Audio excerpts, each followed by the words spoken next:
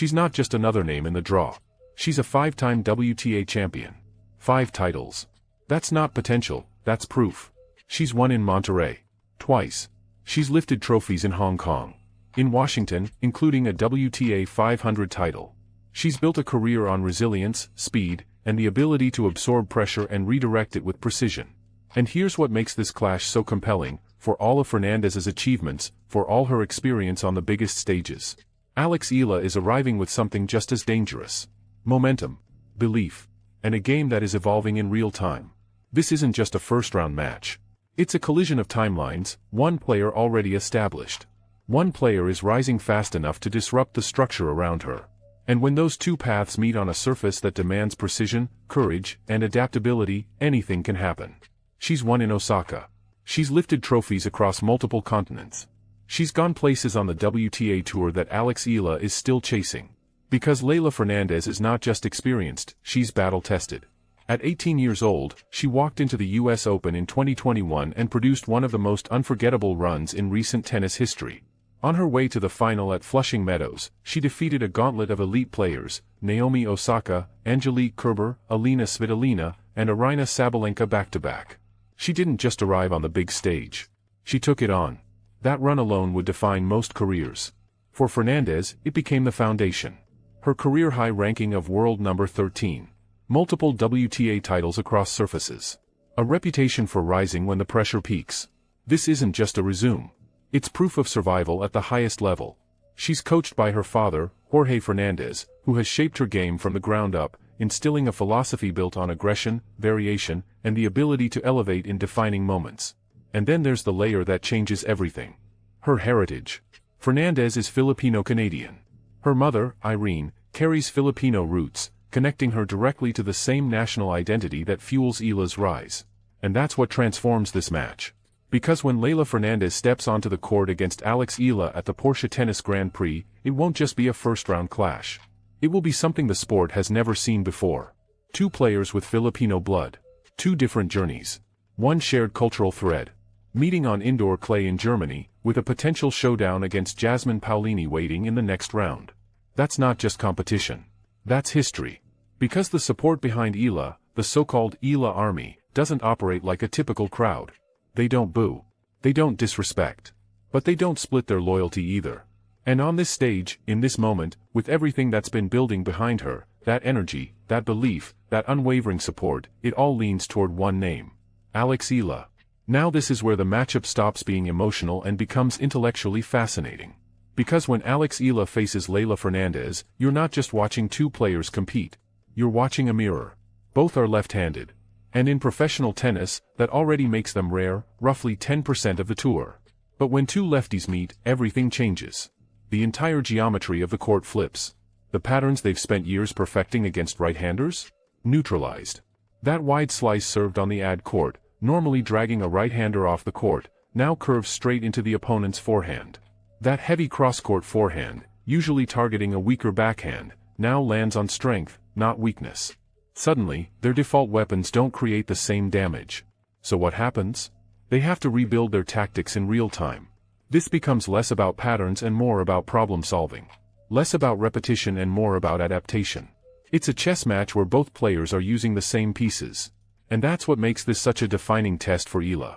Because in many ways, Fernandez represents a glimpse into her potential future.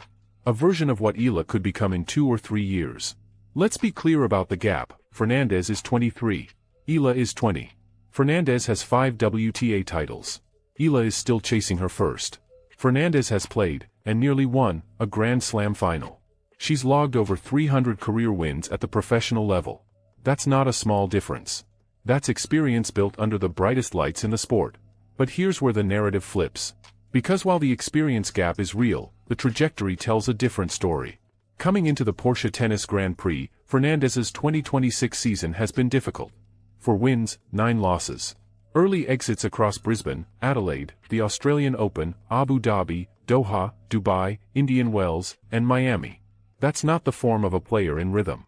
That's a player searching, adjusting, trying to rediscover timing, confidence, and identity on court. Because tennis at this level is brutally honest, when your margin disappears, everything gets exposed. And right now, Fernandez is fighting to recapture the level that once made her a top 15 player and one of the most dangerous competitors on tour. Which creates a fascinating tension going into this match, one player rising fast, building momentum, and evolving in real time. One player is experienced and proven, but currently trying to find her peak again. And when those two forces collide, on a surface that demands precision, adaptability, and mental clarity, the outcome becomes anything but predictable. The confidence that once carried Leylah Fernandez through those legendary battles at the US Open, against players like Naomi Osaka and Aryna Sabalenka, hasn't disappeared. But right now? It's flickering. Not gone. Just unstable. Meanwhile, Alex Eala arrives in Stuttgart with something far more dangerous than reputation, momentum. A 15-9 record in 2026. A semi-final in Auckland. Quarter-final runs in Abu Dhabi and Dubai. Deep runs at Indian Wells and Miami Open. A career-high ranking of number 29. And wins over serious opponents, Donna Vekic, Jasmine Paolini, and Diana Yastremska, plus a razor-close battle with Jelena Ostapenko on clay that came down to just a handful of points. The numbers tell a clear story. The form belongs to Eala. The momentum belongs to Eala. And maybe most importantly, the hunger belongs to Eala. That first WTA title. That breakthrough moment. That validation. She's chasing it. And in tennis, hunger is something even elite talent struggles to contain. But here's the danger. Because even out of form, Fernandez is still Fernandez. Her forehand isn't just powerful, it's precise, capable of changing direction mid-swing. Her backhand creates angles that feel unnatural. Her movement, despite her 5 feet 6 inches frame, is explosive, efficient, and relentless. She covers the court like someone much taller because every step is optimized. And then there's her fire. The same fire that lit up New York in 2021. The same fire that produced those iconic fist pumps, those screams, those moments where momentum flips instantly. That doesn't disappear. It just waits. A player like Leylah Fernandez doesn't need perfect form. She needs a spark. One early break. One emotional surge. One forehand clipping the line. And suddenly, the 4-9 record means nothing. The Grand Slam finalist shows up. That's why this match is so delicate for Eala. Because it's not just about playing well, it's about controlling when the match shifts. If she approaches this the way she did against Jelena Ostapenko in Linz, not the result, but the discipline, high first serve percentage. Clinical execution on break points. Structured, patient aggression. Then she puts herself in position. Because if that level shows up on Monday at the Porsche Arena, Fernandez's current form might not be enough to hold. But if it drops, even slightly, that's all the opening a player like Fernandez needs. Can make the difference. Because when margins are this thin, when form lines are unstable, when two left-handers are essentially canceling out each other's natural patterns, external energy starts to matter.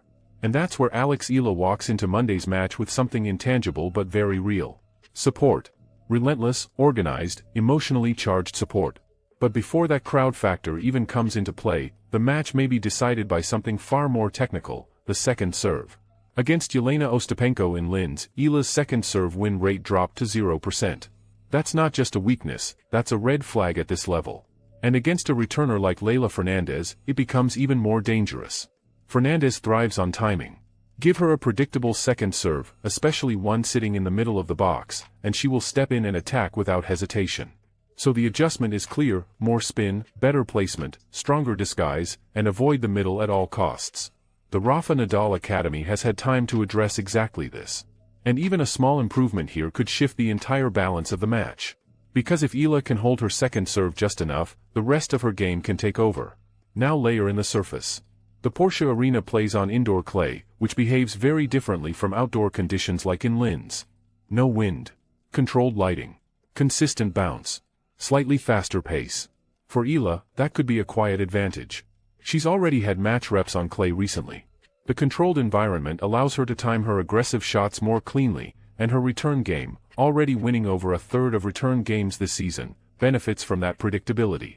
For Fernandez, it's less certain. She's coming off the green clay of Charleston, different bounce, different speed, and her 2026 clay record is still limited. 1 win, 1 loss. Enough to show she can compete, but not enough to confirm rhythm. Which brings us to the reality of this matchup: it's a coin flip. And coin flips at a Porsche Tennis Grand Prix, especially in the first round, are volatile by nature. Small adjustments decide everything. A few better second serves. One early break. A shift in momentum. And suddenly, the match tilts. That's why this isn't just about rankings, records, or even talent. It's about execution under pressure, and which player solves the problem in front of them faster. Let's zoom out for a second, because what sits beyond this match makes it even more explosive. The draw at the Porsche Tennis Grand Prix isn't just competitive, it's layered with narrative at every level. If Alexandra Eala gets through Leylah Fernandez, the next challenge is Jasmine Paolini, a top 5 seed and a French Open finalist. And here's the twist: Eala has already beaten her this season in Dubai. Not just beaten, dismantled. That creates something rare in tennis, belief backed by evidence. Win that, and the path only gets heavier. A potential quarterfinal against Elena Rybakina or Diana Schneider. Both are elite, both are dangerous, and both are capable of ending runs quickly. And then, looming deeper in the draw, the possibility of Iga Swiatek, now working with Francis Roig, a former coach within the Rafael Nadal system. That connection alone adds another layer. Eala, shaped at the Rafa Nadal Academy. Swiatek, now integrating elements from that same philosophical lineage. That's not just a matchup, that's a convergence of systems. Which is why this draw doesn't feel like a bracket. It feels like a story waiting to unfold. And sitting courtside the entire time? A brand new Porsche 911 Carrera S Cabriolet, a reminder of what's at stake for the player who survives 5 rounds in one of the most stacked WTA 500 fields of the season. But before any of that matters, Monday happens. The first serve. The first rally. The first moment where theory becomes reality. Because when Alexandra Eala and Leylah Fernandez walk onto that indoor clay in Stuttgart, they're not just playing for a second-round spot. They're playing for momentum heading into Madrid, confidence before Roland Garros, ranking points that shift trajectories, and identity, who they are right now in this season. For Eala, this is chapter 3 of a clay court story already in motion. A composed win over Julia Grabher, a razor-close battle with Jelena Ostapenko, and now, a clash with a Grand Slam finalist on the same surface. Higher stakes. Sharper spotlight. And that's why everything points back to this one match. Because before the headlines, before the deep run, before the trophy, she has to win Monday. Let the models say what they want. On paper, Leylah Fernandez has the edge, a higher ranking, more titles, and deeper experience. The numbers lean her way. The predictions give her the slight advantage. But paper doesn't step onto the court. Paper doesn't feel pressure. Paper doesn't adjust mid-rally. Paper doesn't carry momentum. And paper definitely doesn't measure what Alexandra Eala is bringing into this match right now. Because this isn't just about rankings, number 25 versus number 46. It's about trajectory. Eala, 15 wins in 2026. Rising. Building. Adapting. Fernandez, searching for rhythm, trying to reignite a level we know she has. And that's what makes this so dangerous to predict. Because momentum in tennis is not linear, it's explosive. Eala is coming off a clay stretch where she pushed Jelena Ostapenko to the brink. 6 points. That's all that separated her from beating a Grand Slam champion on her best surface. 6 points, and instead of stepping away, resetting, or easing into the next phase, she stepped